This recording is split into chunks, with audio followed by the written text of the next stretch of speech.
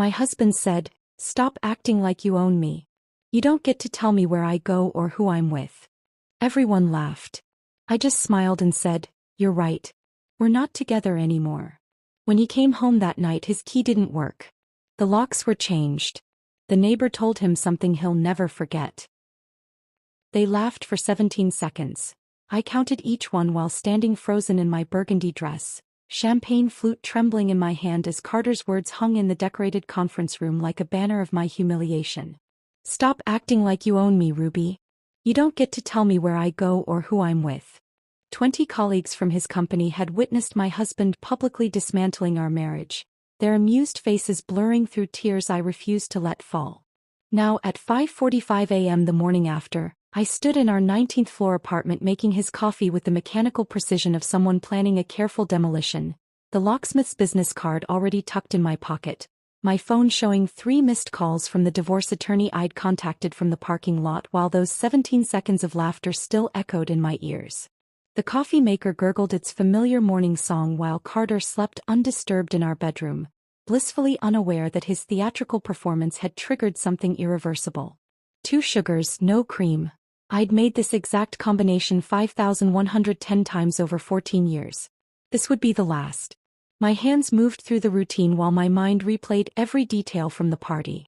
The way Brad had clinked his whiskey glass against Carter's after the declaration, like they'd rehearsed this humiliation. The way Stephanie from accounting had tried so hard not to look directly at Carter, her pink nails drumming against her clutch. The way the room had smelled of cinnamon and expensive cologne when my world cracked down the middle. The Minneapolis skyline stretched beyond our floor-to-ceiling windows, buildings piercing through morning fog like accusations. This apartment had been my father's final gift to me, his inheritance transformed into what Carter called our investment, despite never contributing a penny toward the down payment or monthly maintenance fees. My consulting business, which I'd built from nothing while supporting Carter through his MBA, paid for our life here. Yet somehow over the years the narrative had shifted. Carter spoke of his apartment, his view, his success story of climbing from junior analyst to senior executive. My name might have been on the deed, but possession, I'd learned, was more about perception than paperwork. I heard him stirring in the bedroom, the expensive sheets rustling, Egyptian cotton, 1,500 thread count, bought with my year-end bonus while he complained about my excessive spending. The irony wasn't lost on me anymore. Nothing was lost on me after last night's clarity. "Ruby." His voice carried that particular morning roughness that once made my stomach flutter. Now it just sounded like gravel. "Coffee ready?" "On the counter," I called back, my voice steady as morning news anchors delivering tragedy. I listened to his footsteps padding across the hardwood floors we'd argued about. He wanted marble, I wanted warmth. We'd compromised on hardwood, which meant I'd paid for what neither of us truly wanted. He emerged from the bedroom in his Princeton boxer shorts and nothing else, shoulder muscles rolling as he stretched. Carter maintained his body with the dedication of someone who believed physical perfection could compensate for character deficiencies. At 41, he still looked like the man I'd married at 27, except now I could see past the surface to the hollow architecture beneath. "What time did you get home last night?" He didn't look at me as he grabbed his mug, the question casual as weather commentary. "Around 11. The lie came easily. I'd actually spent 2 hours in the parking garage, making phone calls and crying off carefully applied makeup. Then I'd sat in our building's lobby until 2 a.m., having a conversation with Harold the doorman that changed everything I thought I knew about Tuesday afternoons. Carter grunted his acknowledgement, already scrolling through his phone. "Brad's sending over the investment paperwork today. Need your signature by 5. The words hung between us like last night's humiliation. Brad's startup. A cryptocurrency venture that sounded like money laundering dressed in tech vocabulary. They wanted my father's inheritance, the $400,000 that represented 30 years of his work as a construction foreman, his calloused hands and broken back transformed into my financial security.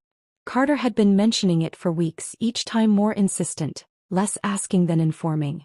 "I want to see the business plan first," I said, same as yesterday, same as last week. He looked up then, his blue eyes narrowing with that particular blend of condescension and irritation I'd grown accustomed to. "We've been over this, Ruby. Brad went to Wharton. He knows what he's doing." So did the executives at Enron. Carter's jaw tightened. He set down his mug with deliberate control, the sound sharp against granite. Why do you always have to make things difficult? This is why I said what I said last night. You try to control everything. There it was. The bridge between last night's public humiliation and this morning's gaslighting. I'd learned to recognize his patterns. Humiliate, then blame me for the humiliation. Demand, then accuse me of being demanding. Take, then paint me as selfish for noticing. You're right, I said, words smooth as the silk blouse I'd worn to my execution. I shouldn't try to control things. Like my own inheritance. Or my own life. He missed the edge in my voice, already confident in his victory.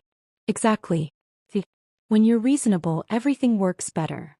He walked over, pressed a kiss to my forehead that felt like a stamp of ownership. Wear that burgundy dress again tonight. There's another party at the Marriott.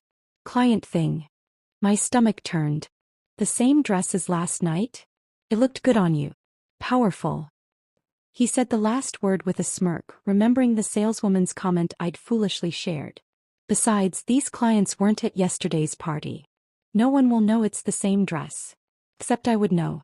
I'd be wearing my humiliation like a uniform, a walking reminder of 17 seconds of laughter. That's when I understood he wanted me to wear it. He wanted me marked by last night, branded by his public declaration of independence while he played devoted husband tonight. I'll think about it, I said, voice neutral as Switzerland.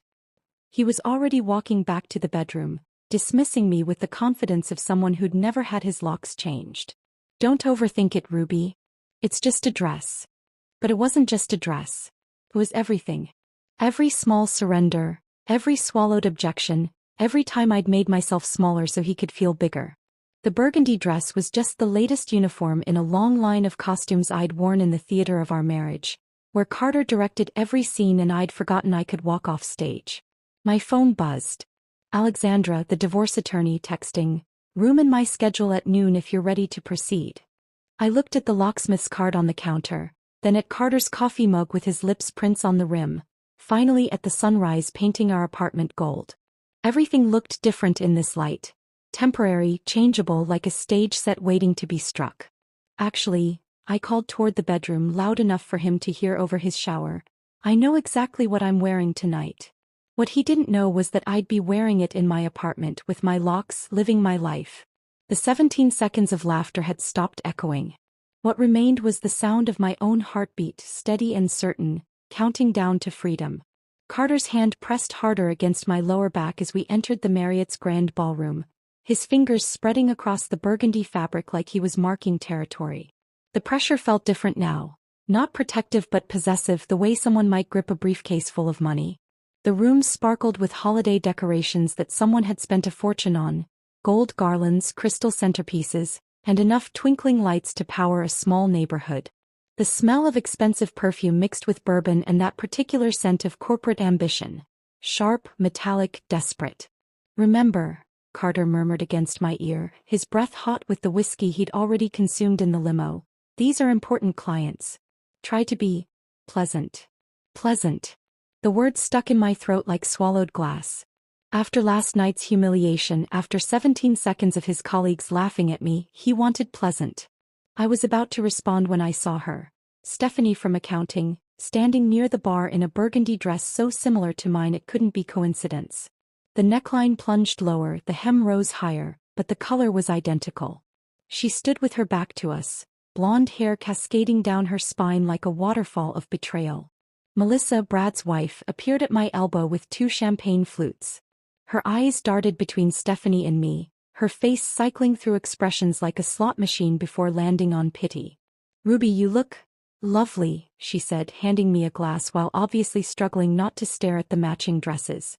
"Interesting color choice tonight," I said, my voice steady as I watched Carter notice Stephanie. His hand fell from my back instantly, like I'd suddenly become radioactive. His pupils dilated, jaw slackened, and for 3 seconds he forgot I existed.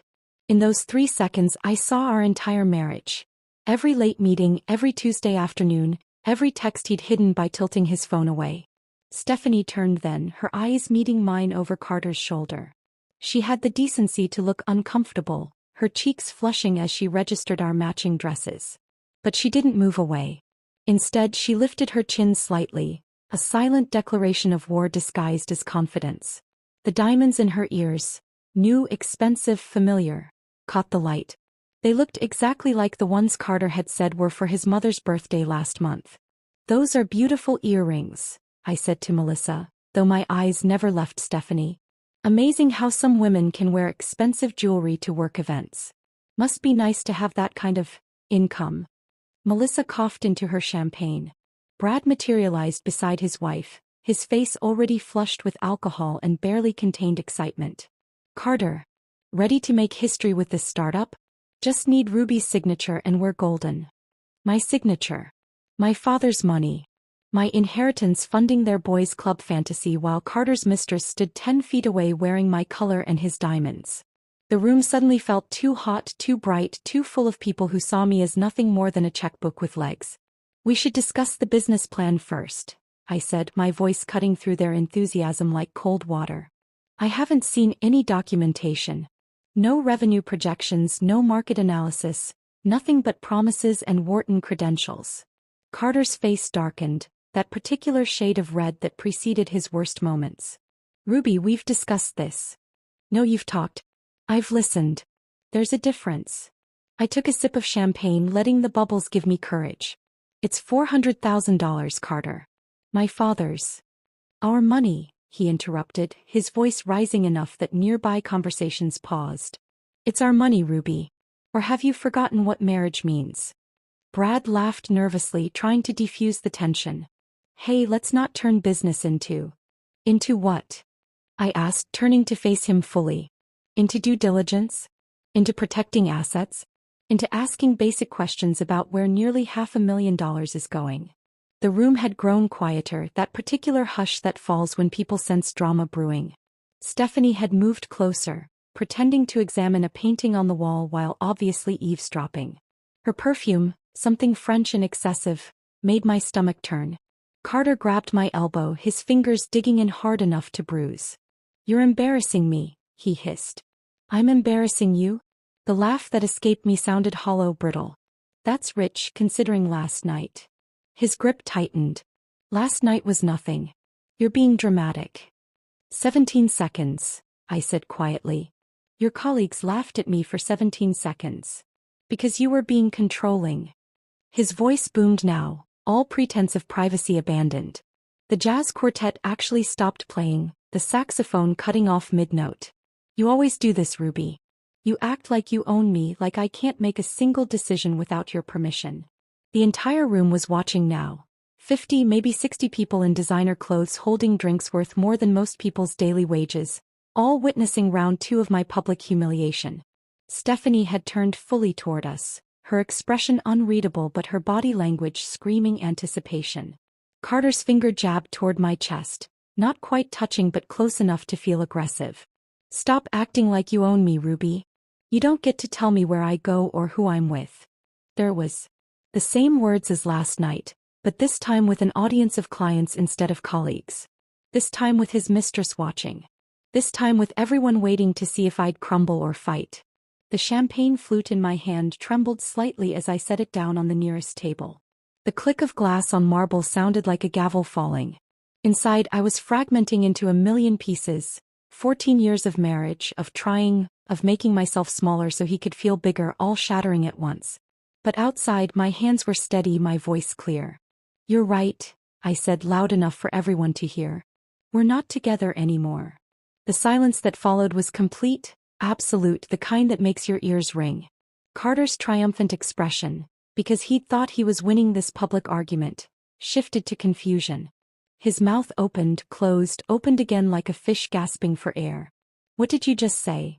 His voice cracked on the last word. "I said you're right. I don't own you. And you don't own me. We're done." I turned away from his shocked face, from Stephanie's barely concealed satisfaction, from Melissa's horrified sympathy, from Brad's uncomfortable shuffling. My heels clicked against the marble floor, steady, rhythmic, final. Each step felt like shedding weight, like gravity was loosening its grip. Behind me, I heard Sarah from IT whisper to someone, "Good for her." Then louder, meant for me to hear, Good for you, Ruby. I didn't stop walking until I reached my car in the parking garage. The December air bit at my skin, snow beginning to fall in thick, lazy flakes that stuck to my hair, my dress, my shaking hands as I fumbled for my keys. Inside the car, I sat for a moment, letting the silence wrap around me like armor. Then I pulled out my phone and made 3 calls, each one a nail in the coffin of my old life. Alexandra answered on the second ring. Ruby? It's late, are you? I'm ready, I said. Can you file papers tomorrow? Her pause was brief then, finally. I've been waiting years for this call. I'll have everything ready by morning. The second call was to Secure Life Emergency Locksmith. Diana's voice was warm, understanding. We can have someone there tonight. Changing locks after midnight is our specialty. The third call was to Marcus, my brother who managed a storage facility. I need a unit, I said without preamble. How big? No questions, no surprise, just immediate support. Big enough for a man's entire life. I'll have one ready by midnight. Ruby. Good for you. 3 calls. 3 allies. 3 steps toward freedom. As I drove home through the falling snow, watching the city lights blur through my tears, I realized something. Carter had been right about one thing. I had been trying to control something. I'd been trying to control myself to make myself fit into the shape of what he needed. Tonight, in front of everyone who mattered to his image, I'd finally let go of that control. And in losing it, I'd found something else entirely, myself. The snow had turned to freezing rain by the time I reached our building, each drop hitting my windshield like tiny bullets of reality. Through the lobby's glass doors, I could see Harold at his desk, and something in his posture told me he'd been waiting. I parked in my designated spot, number 19F, same as our apartment, and sat for a moment, gathering the courage to walk through those doors as a woman about to dismantle her life. Harold stood as I entered, his weathered face carrying an expression I'd never seen before. Part relief, part sorrow, like watching someone finally escape a burning building. Miss Thorne, he said, using my maiden name without my having to ask. The locksmith called. She's on her way up. I gave her access to the service elevator. He paused, studying my face. I also took the liberty of putting extra boxes in the hallway. The good ones from the storage room. At 10:47 p.m. exactly, Diana arrived with a battered toolbox and eyes that had seen too many midnight escapes. She was perhaps 50, with silver streaking through her dark hair and calluses on her hands that spoke of real work. She didn't offer empty condolences or ask unnecessary questions. Instead, she knelt by our door and ran her fingers along the lock like a doctor examining a patient. Commercial grade, she said, pulling out her tools. Good bones but outdated. Your husband never upgraded the security features, did he? The question was rhetorical. She was already working, metal singing against metal. Men like that never think anyone would dare lock them out. Makes my job easier.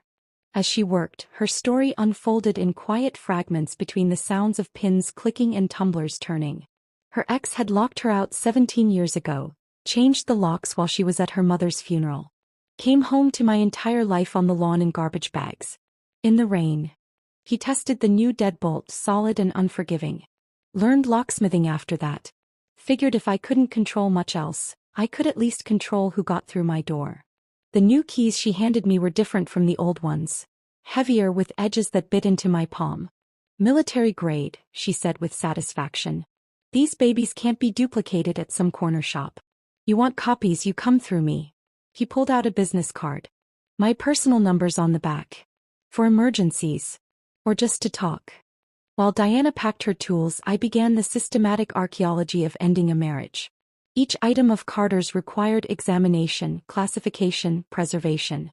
His Harvard MBA diploma, which he'd insisted on hanging in our bedroom for inspiration, went into bubble wrap.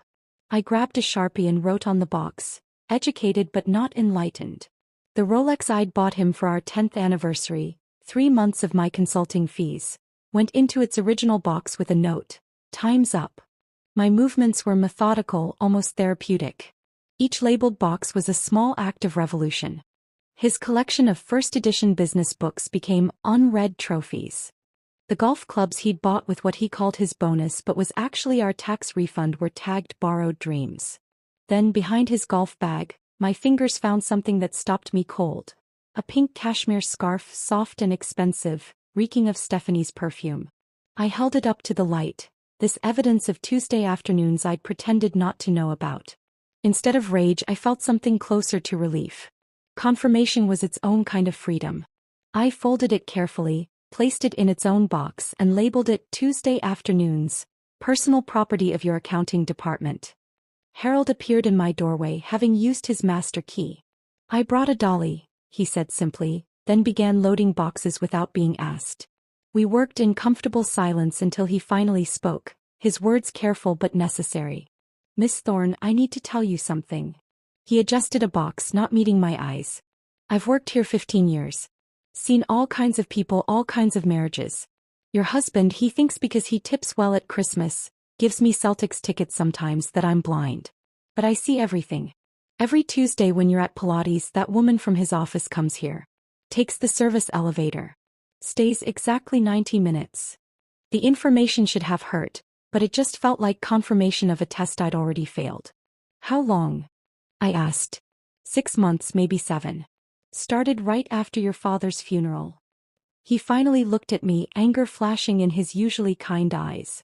You deserve better than a man who can't even cheat with dignity. At least have the decency to go to a hotel, not the bed his wife sleeps in. We continued packing, Harold's revelation settling over me like armor. My hands moved faster now, with purpose. The wedding photo on our dresser gave me pause. We looked so young, so certain.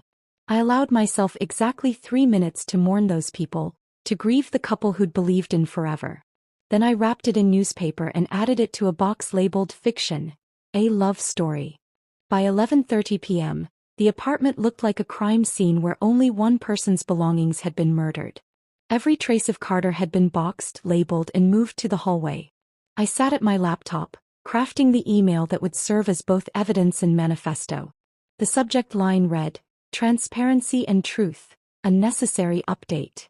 The email itself was surgical in its precision. I attached the security footage Sarah from IT had secretly sent me, Carter's public humiliation of me at the party, his finger jabbing, his voice carrying over the jazz quartet. The video showed him toasting with Brad afterward, celebrating what he thought was his victory. I added screenshots of credit card statements showing his Tuesday afternoon hotel charges, the ones he thought I didn't know about because he used the emergency card. The recipient list was comprehensive. Both sets of parents, his boss, our entire friend circle, his HR department, and because I was feeling particularly thorough, the company's board of directors email list that Carter had left open on our shared computer.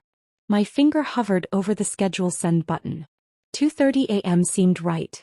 Late enough that he'd be locked out and drunk, early enough that people would read it with their morning coffee.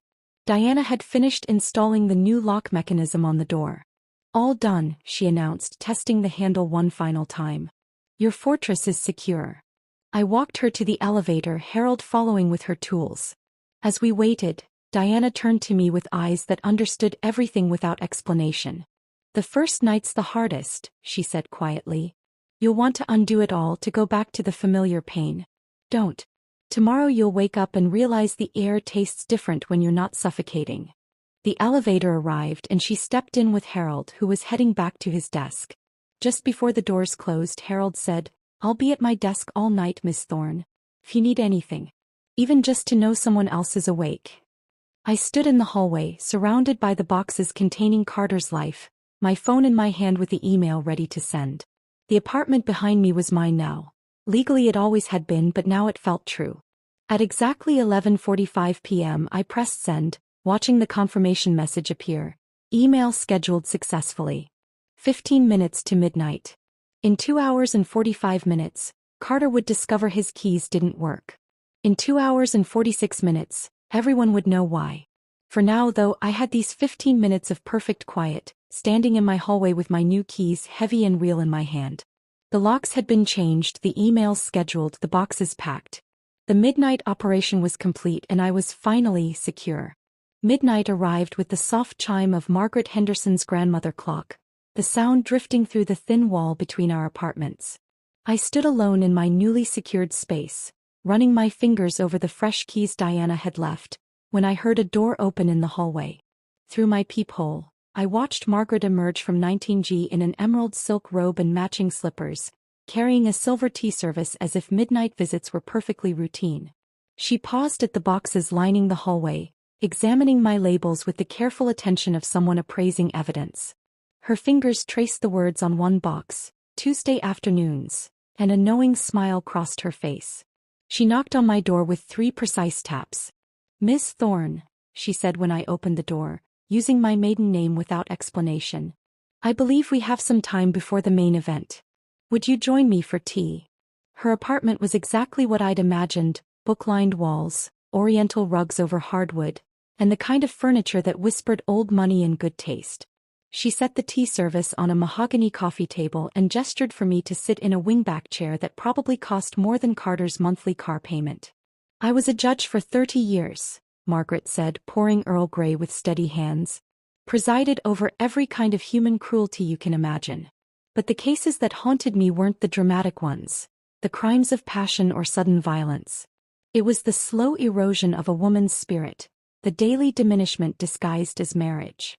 She handed me a delicate china cup. "That's the worst kind of cruelty because it teaches you to be complicit in your own destruction." She moved to an antique secretary desk and pulled out a manila folder, thick with papers and photographs. "I started documenting your husband's activities 6 months ago.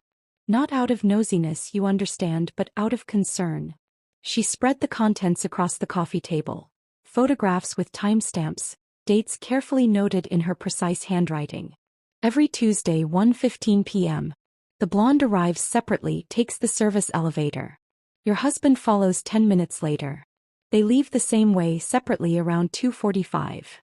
The evidence was overwhelming in its banality. Carter in the lobby checking his phone. Stephanie entering with an oversized purse.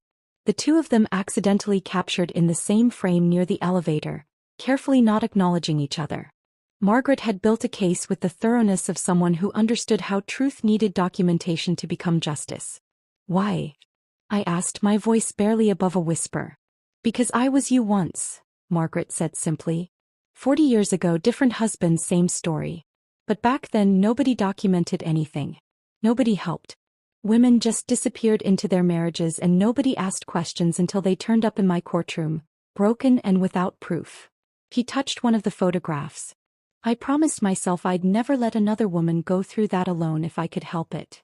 At 2:23 a.m. we heard the elevator ding. Margaret moved to her door, pressing her eye to the peephole with practiced ease.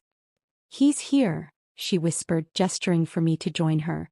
Through the fisheye lens, I watched Carter stumble down the hallway, his gait uneven from alcohol and arrogance. His key card beeped against the lock. Once, twice, 3 times. The confusion on his face would have been comical if it weren't so satisfying. He tried the handle, shaking it with increasing force. "Ruby." His voice was slurred but demanding. "Ruby, open the door." He progressed from confusion to irritation to anger in the span of 30 seconds. "This isn't funny. Open the door right now." Margaret looked at me, one eyebrow raised in question. I nodded. She opened her door with theatrical calm, teacup in hand, looking every inch the distinguished retired judge despite the late hour. "Mr. Lawson," she said, her voice carrying the authority of 3 decades on the bench. "Having trouble?" Carter spun toward her, nearly losing his balance. "My key. It's not working." "How curious," Margaret said, taking a deliberate sip of tea. "Though I suppose it makes sense. Keys generally stop working when one no longer lives somewhere." The color drained from his face as he noticed the boxes lining the hallway, his name on every label. "What is this?" "I believe the legal term is personal property removal," Margaret said. Though I particularly enjoyed the labeling system. Tuesday afternoons was especially creative. She gestured toward the pink scarf box. "Your friend Stephanie left that behind last week. Rather careless of her." Carter's phone began buzzing incessantly. The 2:30 a.m. email had landed. He pulled it out, his face illuminated by the screen as notification after notification popped up. His mother. His boss. Sir. The entire board of directors. His expression cycled through shock, rage, and finally, desperation. "She sent it to everyone," he whispered, then louder, directed at my door. "You sent it to everyone." He started pounding on the door with both fists. "You can't do this. This is my home. I have rights. His voice cracked with rage and humiliation. Margaret calmly pulled out her phone and began recording. Please continue your performance, Mr. Lawson. I'm sure Ruby's attorney will find this very helpful. Threatening behavior, attempted forced entry, intoxicated aggression. It's all quite compelling. Carter froze mid-pound, finally noticing the security camera mounted discreetly in the corner. The one I'd installed last month after sensing something shifting in our marriage. His bravado crumbled instantly. The man who'd humiliated me in front of colleagues, who'd declared his independence from our marriage, actually whimpered. Margaret and I exchanged a look through her doorway that spoke volumes about the particular fragility of men who mistake control for strength. She continued recording as Carter sank to his knees in front of the door, his voice shifting to pleading. Ruby, please. Let's talk about this. We can work it out. I believe she already tried talking, Margaret said coolly. At 2 separate company events, if the video evidence is accurate. You chose public humiliation instead of private conversation. Now you're experiencing the consequences of that choice. Carter gathered his boxes with shaking hands, muttering about lawyers and unfair treatment. As the elevator doors closed on his defeated figure, Margaret turned to me. Would you like to watch the sunrise? I make excellent coffee to go with dawn revelations. We settled by her window, the city still dark but beginning to stir. Margaret pulled out a photo album, opening to a page from 1983. A younger version of herself stood in judicial robes, fierce and solitary. My first husband was a surgeon, she said. Brilliant, charming, and systematically cruel. He made me feel small for being smart, inadequate for being successful. It took me 10 years to realize the lock keeping me trapped wasn't on any door. It was in my head. She showed me another photo, her swearing-in ceremony as a judge. The day after I left him, I felt like I could breathe for the first time in a decade. But it was lonely. Nobody talked about it then. Women just endured or escaped quietly. The sky began to lighten, painting the clouds in shades of pink and gold. Your generation is different, Margaret continued. You document. You share. You refuse to disappear quietly into bad marriages. She raised her coffee cup toward me. To locks that change, both physical and mental. We sat in comfortable silence, 2 women from different generations bound by the same understanding. The city woke around us, and somewhere out there, Carter was discovering that his world had fundamentally shifted while he slept off his arrogance. The reckoning had come not with dramatics but with dignity, witnessed by a woman who understood that justice sometimes looks like Earl Grey tea and carefully documented truth. Margaret's coffee had grown cold in my hands as the first rays of sunlight painted Minneapolis in shades of gold and amber. We sat in comfortable silence, 2 women who understood that some victories taste better when shared quietly. Then at exactly 7 a.m., my phone shattered the peace with a ringtone I'd assigned specifically to avoid. Patricia Lawson, Carter's mother. I looked at Margaret, who nodded encouragingly. Sometimes the most surprising allies come from unexpected places, she said softly. Patricia's voice, usually sharp with disapproval and thick with Connecticut breeding, trembled like autumn leaves. Ruby, I've seen the email. The video. Everything. A pause so long I thought the connection had dropped. What has my son done? For 14 years, this woman had treated me like the help who'd somehow tricked her precious Carter into marriage. She'd made comments about my father's blue-collar background, suggested I take etiquette classes, and once told her garden club friends that Carter had married down for love, poor thing. Now her voice carried something I'd never heard before, shame. He did exactly what you raised him to believe he could do, I said, surprising myself with the steadiness in my voice. Take what he wanted without consequences. The sharp intake of breath on the other end might have been a sob. I raised him better than this. His father would be appalled. His father was having an affair with his secretary when he died, Patricia. Carter learned from the best. The silence stretched between us, years of pretense crumbling in seconds. When she finally spoke again, her voice was smaller, older. I suspected but never. I couldn't face it. Just like I couldn't face what Carter was becoming. I'm keeping the Christmas china you gave me, I said, looking at the morning light dancing across Margaret's coffee table. It's the only thing from your family worth holding on to. Another pause, heavy with unspoken acknowledgments. Keep it all, dear, she whispered. The silver, the crystal, everything I insisted you weren't good enough to inherit. You earned it by surviving him. She hung up without goodbye, but somehow it felt like the most honest conversation we'd ever had. My phone immediately buzzed with another call. Sarah from IT, her voice electric with vindication. Ruby, you're not going to believe what I found. Actually, scratch that, you probably will. Margaret poured fresh coffee as I put Sarah on speaker, her judicial instincts clearly interested in evidence. After I saw that video last night, I did some digging with my admin access, Sarah continued. Your husband's been using company resources for everything. Hotel rooms booked as client meetings, expensive dinners expensed as business development. I tracked his corporate card, every Tuesday afternoon at the Marriott, charged to the Henderson account. Margaret raised an eyebrow at the mention of the Henderson account. That's our biggest client, she mouthed. It gets worse, Sarah said, her typing audible through the phone. That startup he's been pushing? The one with Brad? I found the incorporation documents. It doesn't exist. Brad's been investigated for fraud twice. Once in Boston, once in Chicago. The whole thing was a con to get your inheritance. My legs went weak. I sank into Margaret's wingback chair, the weight of what I'd almost lost crushing down on me. $400,000. My father's life work. Nearly stolen by the man who'd vowed to protect me. I've forwarded everything to HR and Mr. Davidson, Sarah continued, referring to Carter's boss. Also sent copies to the SEC whistleblower department. The fraud division loves this kind of thing. By the time I ended the call, my phone was already exploding with messages. The digital unraveling of Carter's reputation was happening in real time, each text a thread pulled from his carefully woven image. Jennifer from legal, we never liked how he talked about you. Like you were an accessory he'd purchased. Tom from sales, that video was brutal. You handled it with more class than he deserved. Even Brad's wife Melissa, I'm leaving him too. Found out about the fraud investigation. You inspired me to stop ignoring red flags. But the message that stopped me cold came from Mr. Davidson himself. Miss Thorne, I apologize for our company culture that enabled this behavior.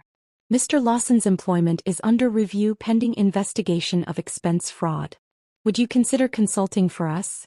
We could use someone with your dignity and strategic thinking. Please call at your convenience.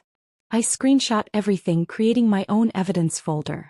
Alexandra would want documentation of the complete collapse. At 10 a.m. Harold called from the lobby. Miss Thorne, there's a flower delivery here. 3 dozen roses. I've refused them as you requested, but the delivery guy says they're paid for and he can't take them back. Donate them to the hospital, I said. Tell them they're from an anonymous donor who's celebrating freedom. With pleasure, Harold replied. Also, there's a young man here who says he's Mr. Lawson's brother. Should I send him away? Vinny.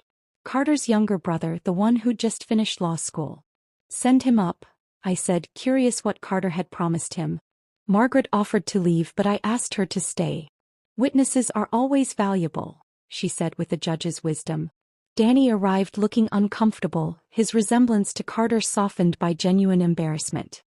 He stood in Margaret's doorway, shifting his weight like a child called to the principal's office. Ruby, I'm sorry to bother you. Carter said if I came here and talked to you he'd pay off my student loans. $70,000. He met my eyes with difficulty. But I'm guessing that's not happening, is it? He doesn't have $70,000, I said gently. He's been living off my income for 2 years. His salary barely covers his car payment and his wardrobe. Danny's face went through several expressions before landing on anger. That lying piece of, he caught himself glancing at Margaret. Sorry. He told me you were the one overspending, that you were bleeding him dry with your shopping habits. My shopping habits consist of buying groceries and occasionally replacing worn-out work clothes, I said. Would you like some coffee? There are things about your brother you should probably know. Over the next hour, Danny revealed more pieces of Carter's hidden history. The gambling debts from his MBA days that Patricia had quietly paid. The previous engagement to a banker's daughter that ended when her father discovered Carter's lies about his family's wealth. The investment schemes at his first job that HR buried to avoid scandal. I always wondered why he was so secretive about certain things, Danny said, staring into his coffee. Now it makes sense. He wasn't protecting family privacy, he was protecting his con game. As Danny left, he turned at the door. Ruby, for what it's worth, the family knew you were too good for him. Even Mom, though she'd never admit it. We just didn't know how to tell you. The unraveling was complete. By noon, Carter's carefully constructed world had collapsed like a house of cards in a hurricane. His reputation, his job, his family's illusions, his financial schemes. Everything exposed in the harsh light of truth. And I sat in Margaret's apartment, watching it all fall apart with a satisfaction that should have felt wrong but didn't. Sometimes destruction is just another word for justice. Margaret's apartment had become my temporary command center by the time Alexandra arrived at 2 p.m., her leather briefcase containing the weaponry of legal warfare. She swept into the room with the confidence of someone who had dismantled marriages for 20 years, her navy suit as sharp as her strategy. Margaret offered to leave, but Alexandra waved her down. "Stay," Alexandra said, pulling out color-coded folders. "A retired judge as a witness? That's better than a signed confession." She spread documents across Margaret's dining table like a general mapping battle plans. "The video from the party is gold. Your testimony, Judge Henderson, is platinum. But Sarah's evidence of embezzlement." She tapped a folder marked fraud in red letters. "That's diamonds." She walked me through the legal architecture of Carter's self-destruction. His public declaration at the party constitutes constructive abandonment. The affair with Stephanie proves infidelity. The financial fraud. She smiled with professional satisfaction. That eliminates any claim to marital assets. He essentially played himself out of his own divorce. "How long will this take?" I asked, running my fingers over the evidence folders. "Depends on our strategy." Alexandra pulled out 2 different timelines. Option 1, quick and clean. We file everything immediately, push for summary judgment. You're divorced in 90 days. Option 2, we slow play it. Let him marinate in uncertainty while his world continues collapsing. I thought about 14 years of being told I was too emotional, too controlling, too much. 14 years of gaslighting disguised as concern. Make him sweat, I decided. He made me doubt my own reality for over a decade. Alexandra's smile turned predatory. Psychological warfare it is. At 3:30 p.m. my phone buzzed. Harold's voice carried unusual tension. "Miss Thorne, there's a young woman here. Stephanie Mills. She says she has information you need." I looked at Alexandra, who nodded. "Mistresses often become star witnesses," she said quietly. "Let her up." Stephanie arrived looking nothing like the confident woman from the party. Her designer dress had been replaced with jeans and a wrinkled sweater. Her eyes were red-rimmed, mascara smudged despite obvious attempts to clean it. She was younger than I'd realized. Maybe 25, still carrying that post-college uncertainty about the world. "I'm sorry," she said before even sitting down. "I'm so sorry." Margaret, ever the hostess despite the circumstances, moved toward the kitchen. "I'll make tea." Stephanie collapsed into a chair, tears flowing freely. "I didn't know he was really married. I mean, I knew he was married, but he said you were separated. Living separate lives. He said you were crazy, vindictive, that you were trying to take everything in the divorce." "When did it start?" I asked, surprised by my own steady voice. 8 months ago. He approached me at a conference in Chicago.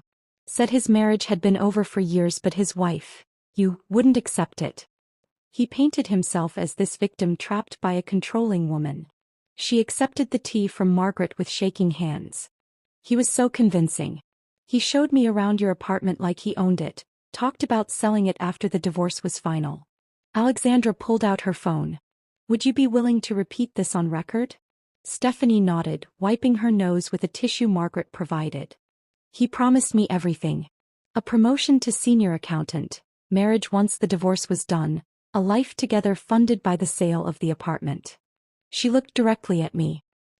"He said the inheritance from your father was actually his trust fund that you'd stolen." The calculated cruelty of his lies took my breath away. He'd inverted our entire reality to seduce a woman barely out of college. Alexandra recorded while Stephanie detailed dates, locations, promises made. Each revelation was another nail in Carter's legal coffin. "There's more," Stephanie said, pulling out her phone. "He sent me photos of jewelry he was going to buy me. Screenshots of real estate listings for our future home. All dated months ago, proving he was planning this while pretending to work on your marriage.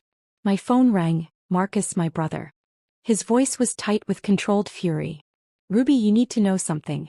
I was organizing Carter's boxes in the storage unit when I found something in his golf bag. What kind of something? Bank statements. He has a separate account you don't know about.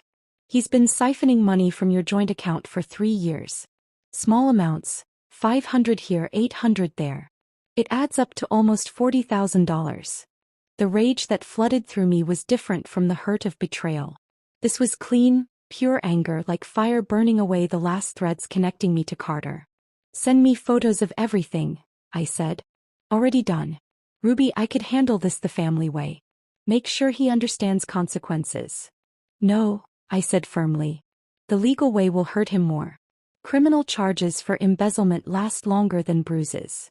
Thursday arrived with an email from Carter's lawyer requesting mediation. Alexandra laughed out loud when she read it. They want to avoid court. Good sign, means they know they're losing. The mediation was scheduled for the following Monday in a sterile conference room downtown. I wore my best suit, not for Carter but for myself. Armor for battle. Alexandra flanked me like a bodyguard. Carter entered wearing his Harvard tie, the one he wore to important meetings. His lawyer, an older man who looked exhausted already, followed behind. Carter's eyes were bloodshot, his usual confidence cracked but not broken. He tried his old smile, the one that used to make me forgive everything. Ruby, he started, voice dripping with practiced sincerity. We can work this out. Remember what we had. Remember Paris. I pulled out the folder Sarah had compiled. Expense reports showing he'd charged our Paris anniversary trip to his company as client entertainment, while texting Stephanie from the Eiffel Tower. I slid it across the table without a word. His lawyer's face paled as he read. This could be criminal fraud. It is criminal fraud, Alexandra confirmed. Along with embezzlement from marital assets, constructive abandonment and documented infidelity. Carter reached for my hand across the table. I pulled back as if his touch might infect me with his delusions. Ruby, please. We had good times. The only thing I remember, I said, my voice carrying the weight of finally spoken truth, is paying for those good times while you planned to steal my inheritance. Alexandra leaned forward. Here are our terms. Miss Thorne keeps all assets including the apartment, savings and investments.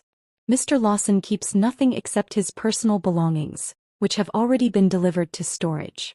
He signs a comprehensive NDA preventing him from discussing the marriage or divorce. In exchange, we don't pursue criminal charges. Carter's lawyer whispered urgently in his ear, words like fraud and prison cutting through the murmur. Carter's face crumbled like old plaster finally giving way to water damage. The man who'd publicly humiliated me, who'd stolen from me, who'd planned to take everything while painting me as crazy, finally understood. He wasn't the one in control anymore. He never really had been. He'd just been living in the delusion I'd paid for, and now the bill had come due. Carter's pen hovered over the NDA agreement for 30 seconds that felt like 30 years. His hand trembled slightly as he finally signed, the sound of ink on paper marking the legal death of our marriage. His lawyer gathered the documents with the efficiency of someone eager to leave, muttering about filing deadlines and court schedules. As they stood to leave, Carter looked at me one last time, his mouth opening as if to say something. But Alexandra raised her hand, pointing to the freshly signed NDA, and he closed it again, shuffling out like a man who'd aged a decade in an hour. 3 weeks passed in a blur of paperwork and apartment reorganization. I reclaimed spaces that had been his. The home office where he'd conducted his Tuesday affairs via video calls.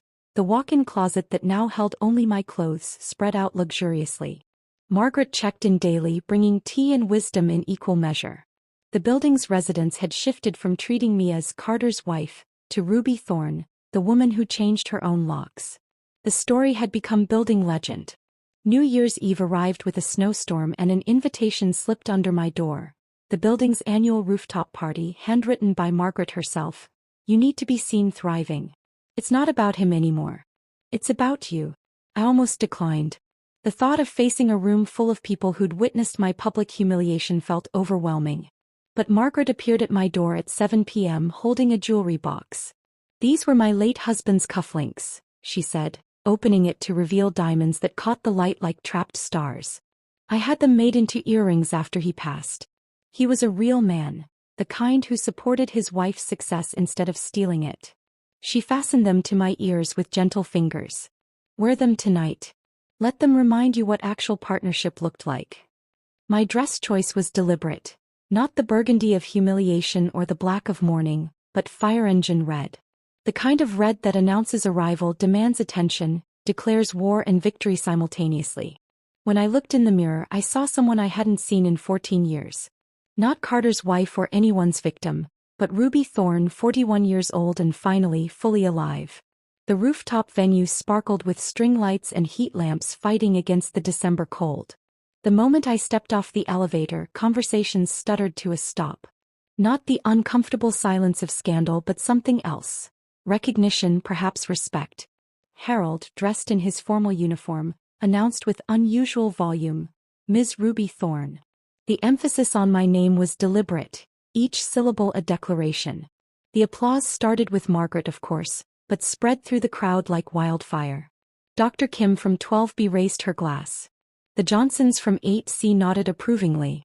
Even the 20-somethings who usually ignored everyone over 30 were clapping. It took me a moment to understand. They weren't applauding my divorce or my drama. They were applauding my courage, the simple act of refusing to disappear quietly. I was 2 glasses of champagne into actual enjoyment when the elevator chimed at 10:47 p.m. The universe, it seemed, had a sense of dramatic timing.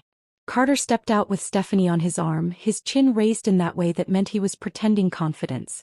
He wore his most expensive suit, the one I'd bought him for our 10th anniversary. Stephanie wore black, looking like she'd rather be anywhere else on earth. The room's energy shifted immediately, but not in the way Carter had calculated. Conversations didn't stop. They deliberately continued, voices perhaps a bit louder, backs turning with synchronized precision. When he approached the bar, the bartender suddenly needed to check inventory in the back room. When he tried to join a group near the windows, they dispersed like smoke, reforming elsewhere. Stephanie's face cycled through mortification to understanding to shame. She wasn't his new girlfriend being introduced to society.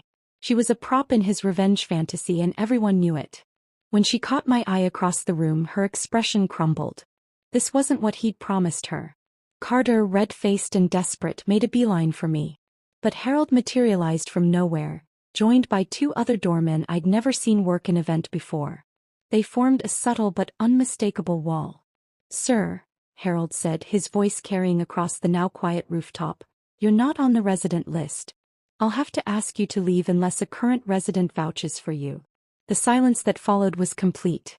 60 people, residents who'd lived here for years, who'd shared elevators and small talk with Carter, who'd attended his 4th of July parties. Not one person moved.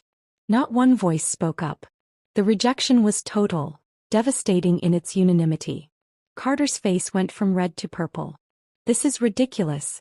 I lived here for—" "Lived," Margaret interrupted, approaching with the authority of her former profession. "Past tense. The building's quite particular about security these days." At exactly midnight, as if orchestrated by fate, Margaret took the microphone for the traditional New Year's toast. The crowd turned toward her, effectively giving Carter their backs. She raised her champagne, diamonds glittering at her wrist, and spoke with the clarity of judgment. "To new beginnings," she started, her eyes finding mine across the crowd. "To women who realize their worth after years of being told they have none. To men who learn that consequences like karma always come due." She paused, taking a deliberate sip. "And to Ms. Ruby Thorne, who reminded us all that sometimes the best renovation you can do to a home is removing the trash." The laughter that erupted wasn't cruel. It was cathartic, a collective release of tension. Glasses raised toward me from every direction.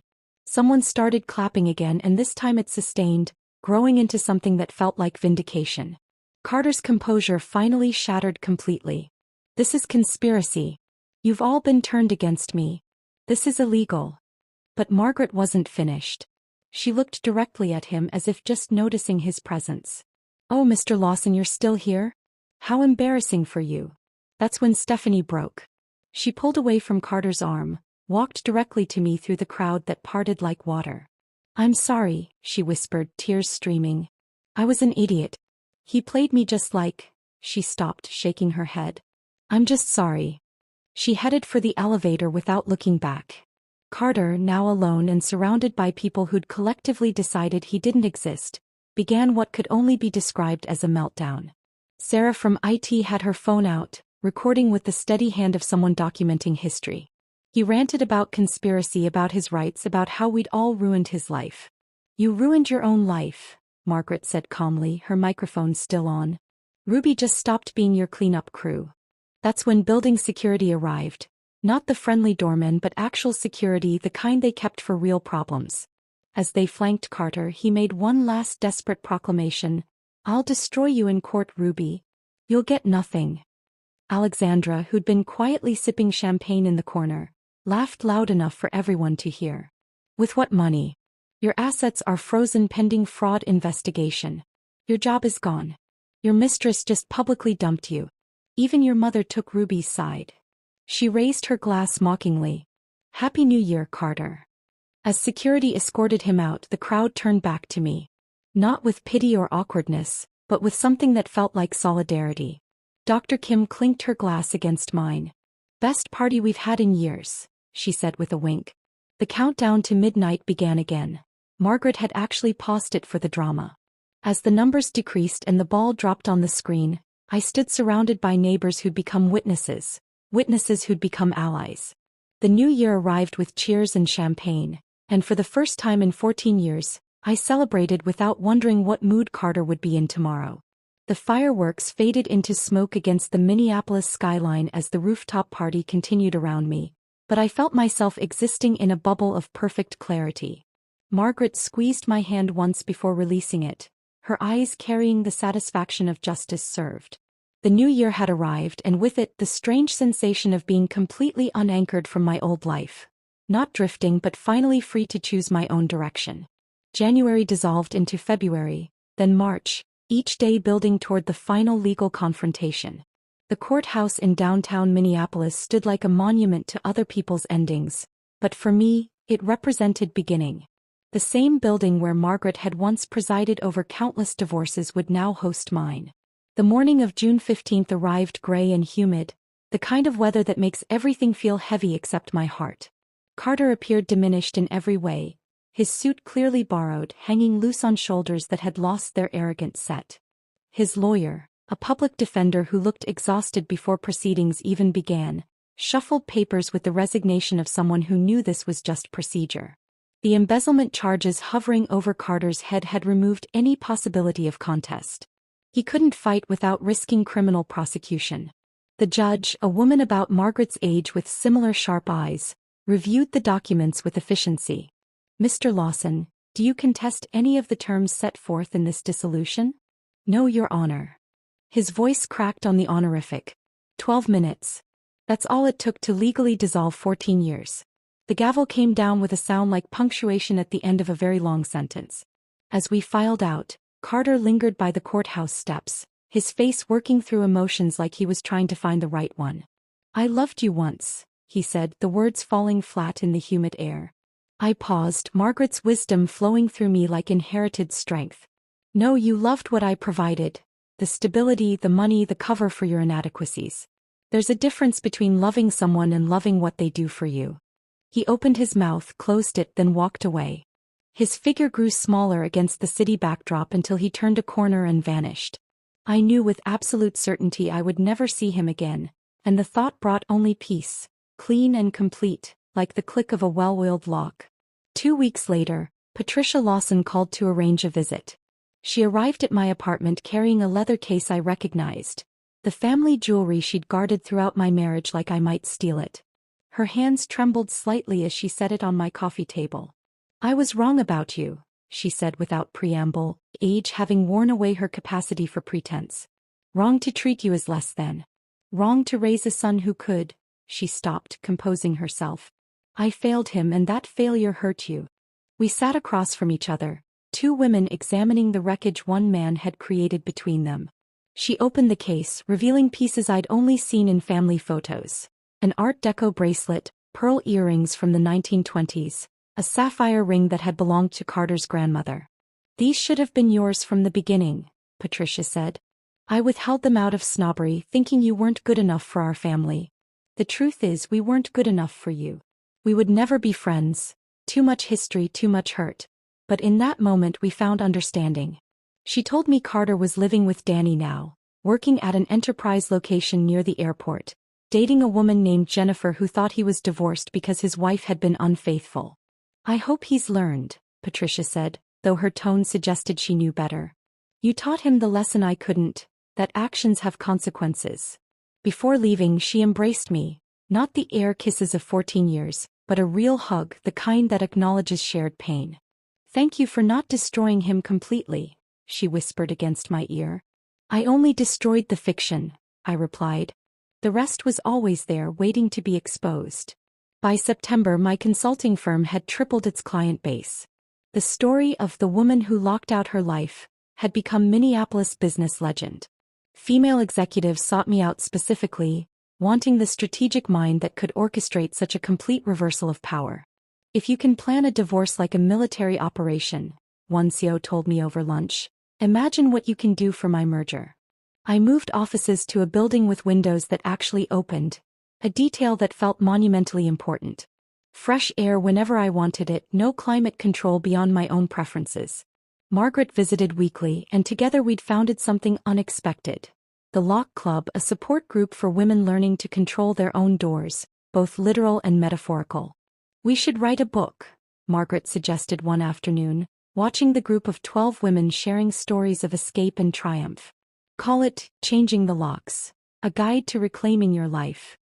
"Maybe," I said, though I was already thinking about chapters, structure, the way truth could become instruction for others trapped behind doors they thought they couldn't change. Now, on this Tuesday morning in October, I stood in my apartment, truly, completely mine, watching another sunrise paint the city gold. The locks had evolved again, smart locks controlled by my phone, a technology that felt symbolic. No physical keys to copy, no mechanical tumblers to pick. Just encrypted digital security I controlled completely. Harold still worked the front desk, still called me Miss Thorne with obvious pride. Young women in the building sought me out for advice about relationships, careers, self-worth. Last week, a 28-year-old named Emma asked me the question I'd once asked myself. "How do you know when it's time to leave?" "When you realize the lock keeping you trapped isn't on any door," I told her, channeling Margaret's wisdom that had become my own. "It's in your belief that you need someone else's permission to be free. The moment you understand that, you already have the key." My phone buzzed. Another unknown number, probably Carter trying again through some app or borrowed phone. I deleted it without reading, without anger, without any emotion at all. Some doors, once locked, should remain that way. I made my coffee, one sugar, oat milk, prepared exactly how I preferred, and smiled at this small rebellion that had become routine. Freedom lived in these tiny choices as much as the dramatic ones. Every preference expressed, every boundary maintained, every decision made without seeking approval was another tumbler clicking into place in the lock of my own autonomy. The morning light caught the diamonds Margaret had given me, the ones that belonged to a man who'd understood partnership.